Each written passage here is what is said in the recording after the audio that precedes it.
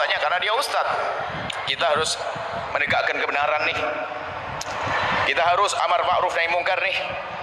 Sudah waktunya. Siapa lagi kalau bukan kita? Umat Nabi Muhammad. Sebentar lagi bulan Maulid Nabi.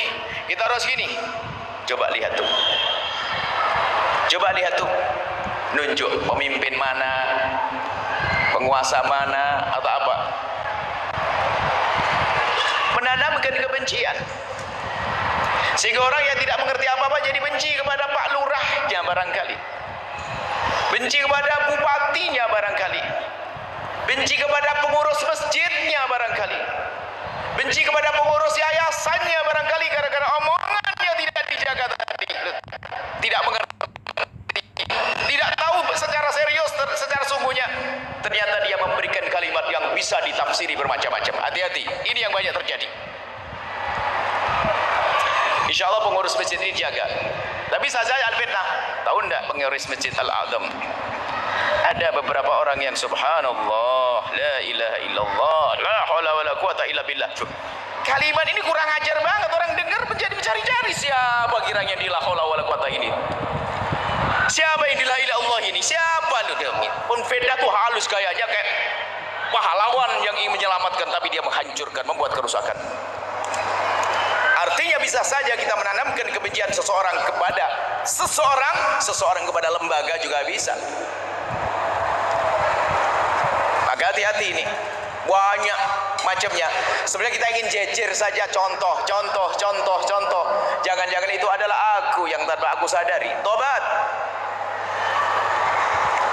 Membicarakan sesuatu yang menjadikan orang tidak senang. Kalau memang orang itu tulus, misalnya membuat satu masjid, ada hal yang tidak tepat, yang tidak baik misalnya, kalau memang dia tulus dan punya kemampuan, dia akan masuk mencoba untuk membenahi. Dan cara membenahi pun cantik, indah, bukan membuat suasana yang tidak nyaman, panas tempat tersebut. Itu baru benar. Dengan cara yang bijak, bukan cerita di luar sana. Tahu enggak yang ada masjid, masya Allah. Sudah berapa ini? Dua kali dua kali periode dia mungkin. Tidak ada perubahan. Depan gerbang tidak pernah berubah-ubah. Nah ini dia tidak tahu yang apa di dalamnya. Mungkin dananya kurang, mungkin dipakai untuk bangunan yang lain, mungkin dipakai untuk. Tidak tahu pasti balik ngomong. Ini pengadu domba. Naik. Makanya kami tidak tertarik dengan orang yang setiap hari kerjaannya ngomongin kejelekan siapapun deh. Siapapun, termasuk mohon maaf kita tidak perlu menjelek-jelekan siapapun ya. Misalnya kalau ada tatanan di negara misalnya, ada yang tidak benar, kita berusaha untuk membenahi, tapi tidak harus kita membicarakan sesuatu yang kita tidak tahu pasti. Kita mau tahu pasti atau tidak? Kalaupun kita tahu, belum tentu kita tahu sebabnya. Kenapa terjadi semacam itu? Maka mari kita menyibukkan diri kita berbicara yang baik-baik saja deh. Membicarakan kebaikan itu penting banget. Sudah itu saja. Tapi kadang watak orang ngadu domba.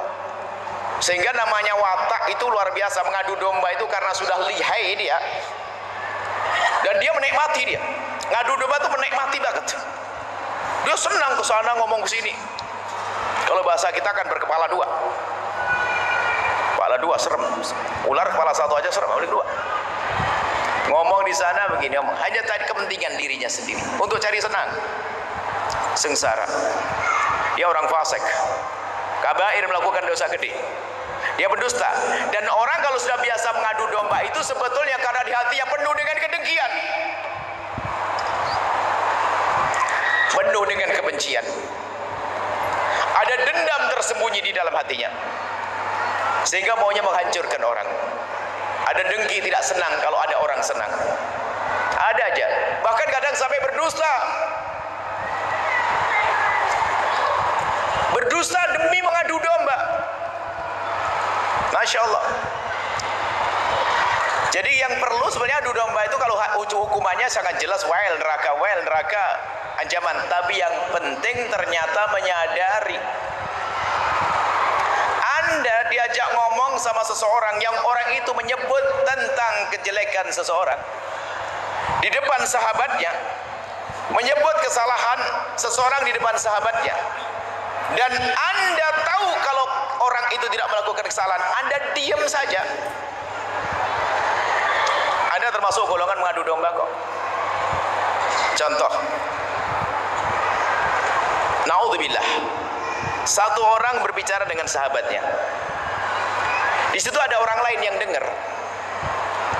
Anda orang yang keempat, ada 4 orang. Si A ngomong dengan si B tentang si Z yang ada di sana. A ngomong ke B tentang si Z, ketidakbaikan si Z. A cerita ke B, C dengar. Anda ini orang E, orang lain dengar, padahal Anda tahu bahasanya ini bohong.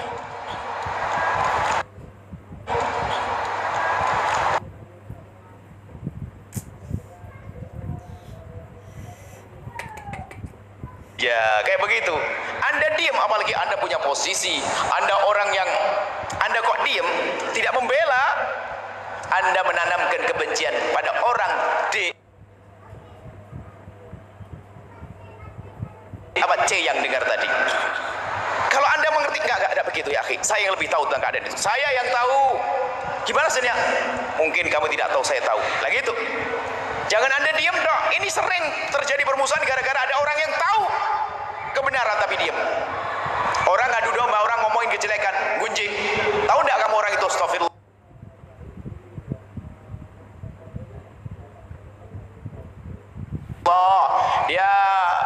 Dia ngambil duit masjid, dia ngambil duit yayasan, dia ngambil duit. Dia nggak punya data dia. Tidak punya bukti dia. Bahkan mungkin dia juga mendapatkan ilmu ini sanadnya dari pengadu domba juga, sama kasusnya. Dan dia akan tularkan kepada pengadu domba lain, terus disebarkan ke sana kemari, sehingga orang menjadi benci pada orang tersebut. Pada orang tersebut belum tentu melakukan kejadian tersebut, belum tentu melakukan kesalahan tersebut. Alangkah besarnya dosa orang ini. Memberi informasi yang salah, asal memberikan informasi, hati-hati. Menjadikan orang benci, intinya gitu loh, menjadikan orang yang menjadi orang tidak simpati. Kalau misalnya diizinkan dalam Islam itu kita menyebut kekurangan seseorang di dalam urusan misalnya pernikahan, itu pun tidak boleh royal banget. Misalnya ada seseorang bertanya kepada Anda, Bang, mau minta pendapat nih, saya dengar Pak Haji itu punya anak perempuan ya. Gimana anak perempuan itu? Lihat, Anda kalau tidak tahu jangan sok tahu. Ya, bilang saya tidak tahu. Yang repot begini, oh itu bener nih, sudah yakin kamu tahu? Memang nggak ada orang lain lagi? Wah, serem banget. Bahasanya halus banget. Memang kenapa? Ya, sedikit banyak paling saya cukup tahu.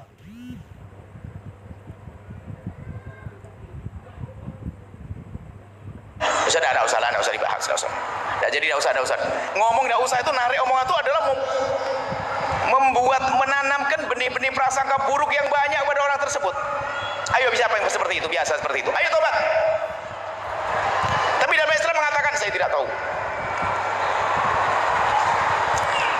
Kalau bertanya lagi, Anda tahu? Saya tahu dia. Kalau tahu, Anda tahu. Kalau tahu pastikan Anda tahu kebaikannya. Dia baik dari sini, dia baik. Dia yang dia suka ke masjid, sebutkan kebaikannya dulu. Jangan biasa nyebut kejelekannya.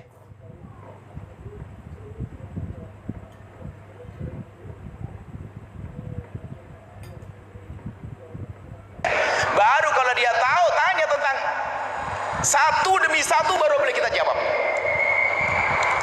Kerjanya gimana dia?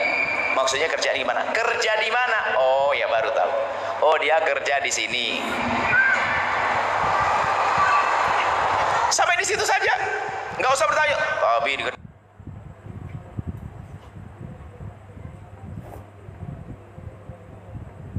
di situ ya masya Allah, isunya ramai banget tuh. Nggak tahu kemarin itu ada 2 masuk penjara. Tahu ya? Ini gaya ahli orang mengadu domba tuh pinter banget, lihai banget. Ingat, kalau ada orang memindahkan berita buruk kepada Anda, ketahuilah bahwasanya nanti pada gilirannya berita buruk Anda pun akan dipindah kepada orang lain. Memang dia penjahat. Anda rugi kalau biasa duduk orang mengadu domba. Biasanya kelompok besar nih, hati-hati, sehingga menjadi peperangan antara kelompok dengan kelompok, munculnya orang ngadu domba. Setiap berkumpul bicarakan kejelekan kelompok tersebut, pesantren tersebut, masjid tersebut. Ini bahaya banget. Baik, kita kembali kepada yang kecil dulu deh, jangan yang gede-gede. Antara orang per orang, kakak adik bermusuhan. Orang hebat tuh gak bisa diadu domba. Ini kebalikannya ya, kita akan sampaikan bahwasanya yang penting kita hati-hati, jangan suka kita mengadu domba. Kalau kita ingin mengungkapkan sesuatu kepada seseorang, pastikan bahwasanya itu tidak menjadi sebab orang bermusuhan. Lah kalau kita masih luput, nggak sengaja, ya jerempet-jerempet, yang namanya manusia kita. Berusaha untuk waspada dalam berbicara, hati-hati dalam berbicara, pun pada akhirnya kok menjadikan orang bermusuhan. Yang penting tidak kita sengaja, dan kita sudah berhati-hati, sudah cukup itu. Yang repot adalah kita ngomong ceplas-ceplos, apalagi sambil berdusta. Data nggak jelas, dikamuflase, digedekan, tidak dirinci, menjadi fitnah ya.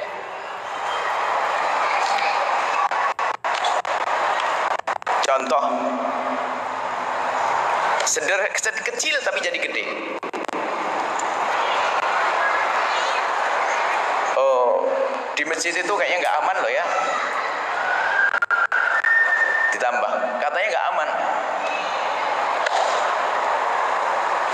Orang naruh apa-apa hilang, ini tambahan. Saya naruh jam hilang. Padahal di situ nggak ada siapa-siapa loh ya. Nggak ada siapa-siapa sih. Ada mengurus ini semuanya, nggak ada siapa-siapa. Ngembang itu nanti. Apa ini pahami orang? Pengurusnya adalah melakukan kejahatan. Orang itu dengan perasaan ini, setan tuh pintar banget untuk menjadikan orang bermusuhan itu. Intinya waspadalah. Sampai ulama mencontohkan tuh sampai begitu banyak contoh tuh model-model mengadu domba. Dan orang punya adu domba tuh satu sifat, sampai dikisahkan ya. Budak itu kalau punya sifat mengadu domba tuh harganya jatuh. Budak yang dijual belikan itu karena punya sifat ngadu domba, maka harganya jatuh.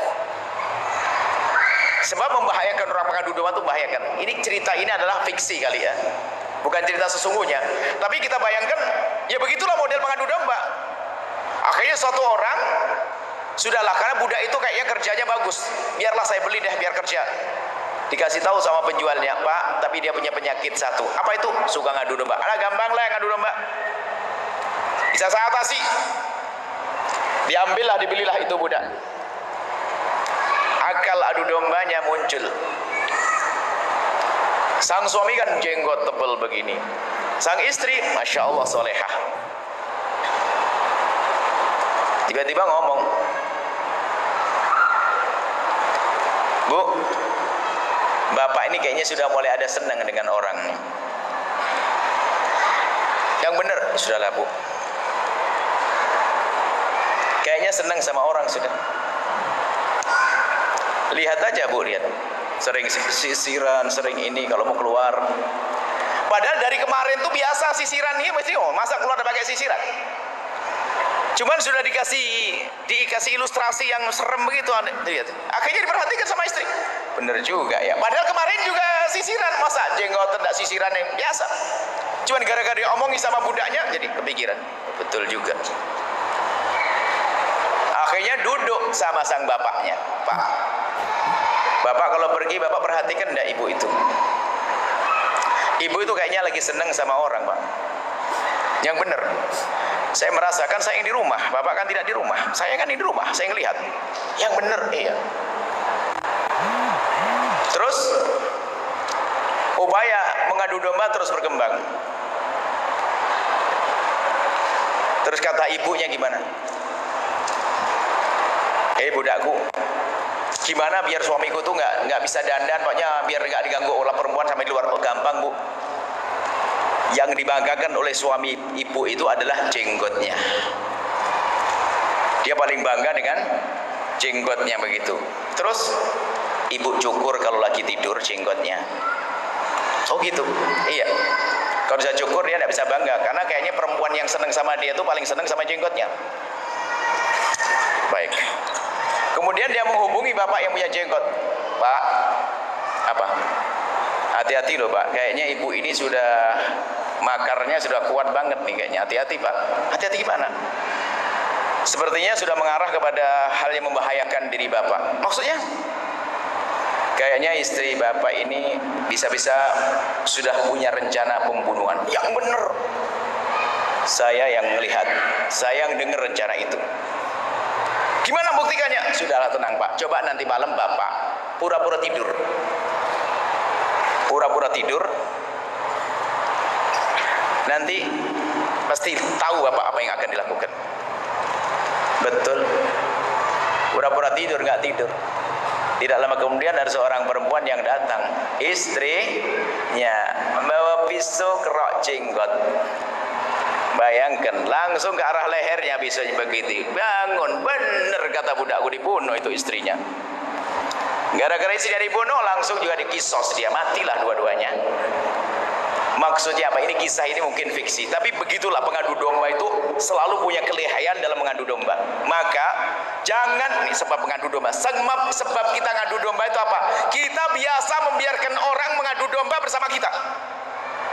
Makanya saya itu ada sebuah perkumpulan, kalau sudah ada orang tanda gaya omongannya itu provokatif, menjadi orang perumusan, sudah ada, lebih baik jangan banyak didengar. Hati-hati, hati-hati. Sebelum kita jauhkan, jangan jauh-jauh, jangan dekat-dekat. Hati-hati, provokatif, itu bahaya banget, karena kita akan terpengaruh. Jadi orang-orang yang punya kebiasaan mengadu domba ini, kalau kita sering mendengar, kita akan punya kebiasaan seperti itu juga, nular itu penyakit. Dan menikmati, tadi kami sampaikan, nikmati. Naudzubillah. Hati-hati ya. Adu domba provokatif, kalau ngomong nggak by data kalau bahasa sekarang gitu. Ini langsung saja ngomong begini, menjadikan orang prasangka buruk kemana-mana. Bahaya. Baik. Jadi jangan biarkan orang biasa ngadu domba di sekitar Anda. Tutup mulutnya. Misalnya ngomongin kejelekan seseorang, Pak, stop. Karena ngadu domba itu adalah di samping jahat, mengadu domba, gunjing juga. Maka kalau Anda membiarkan penggunjing hidup bersama Anda punya hobi gunjing pada akhirnya. Dan sebetulnya menggunjing itu juga mengadu domba pada akhirnya. Karena apa? Naudzubillah, orang menggunjing itu membicarakan tentang kejelekan seseorang, dan Anda mendengar tidak senang. Anda mendengar tidak senang. Menjadi tidak senang dengan orang tersebut karena apa? Anda mendengar tentang kejelekan orang tersebut. Baik, ini saja masalah mengadu domba. Cuman bagaimana jika kita hidup di tengah-tengah pengadu domba? Kita harus punya ilmu kebal. Orang hebat nggak bisa diadu domba. Kalau dalam dunia persilatan